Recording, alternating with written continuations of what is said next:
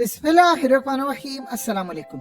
आज इंडिया में बड़ा अजीब मामला हुआ है कि इंडिया का मेड इन इंडिया तेजास, जो कि इंडिया की एयरफोर्स ने सारे का सारा एक्वायर किया है, ये आज बुरी तरह तबाह हो गया। अब बड़ी अजीब सूरत हाल हुई है कि 23 साल में पहला मौका ये था जब इंडिया का यानी तेजास ये क्रैश हुआ है। और अजीब मामला ये है कि सबसे पहले जो इंक्वायरी का ऑर्डर दिया गया, क्योंकि पायलट इसमें जिंदा बच गया, उसने इजेक्ट कर लिया था अपने आप को और वो बिल्कुल सेफ है।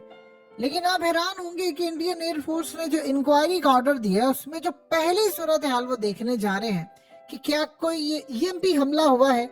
और अगर ईएमपी हमला हुआ है तो बस आप ये समझ लीजिए कि इंडिया के तमाम एयरफोर्स के जितने जहाज है, चाहे वो तेजस है, चाहे वो कोई और है, राफेल है, ये आज के बाद मुकम्मल तौर पर नकारा हो सकता है। देखिए, तेजा असल में डेवलप किया था एडीए यानी इंडिया की एरोनॉटिकल डेवलपमेंट एजेंसी ने, और इसको प्रोड्यूस किया था हाल यानी हिंदुस्तान एरोनॉटिक्स लिमिटेड। आपको याद होगा कि इंडिया ने इसको इंटरनेशनल सतह पर बेचने की बड़ी कोशिश की, लेकिन इसको कोई लेने को तैयार नहीं था, इसके अंदर यानी जो सलाहियत नहीं थी।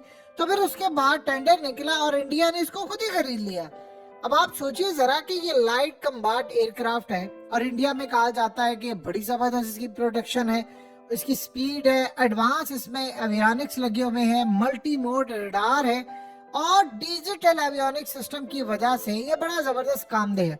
लेकिन दो चीजें बड़ी अजीबो गरीब है कि हुआ ये है कि कल आपको पता है कि इंडिया ने अग्नि 5 का यानी टेस्ट किया था, उसमें जो टेक्नोलॉजी उन्होंने ऐड की साथ उसके, अब वो मामला ये होता है कि उससे कि आप मल्टीपल न्यूक्लियर मिसाइल ले जा सकते हैं।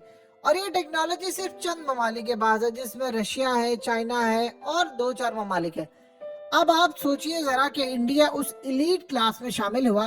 लेकिन कल एक बड़ा अजीब मामला हुआ कि चाइना की जानिब से इंडिया को एक वार्निंग जारी की गई, और वार्निंग जारी ये की गई कि ये जो तेजस थे ये अरुणाचल प्रदेश में उड़ते रहे।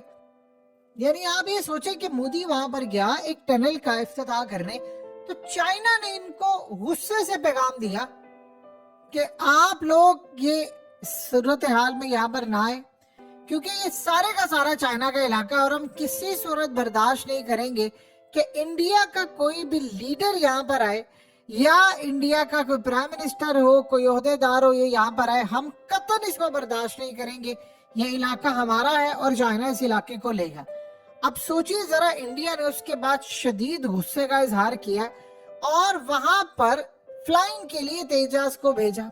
अब मोदी जब वहां पर मौजूद था तो तेजस वहां पर सिक्योरिटी दे रहे थे, यानी पूरी तरह मॉनिटरिंग थे, और इसके साथ साथ पूरा एक प्रोटोकॉल था।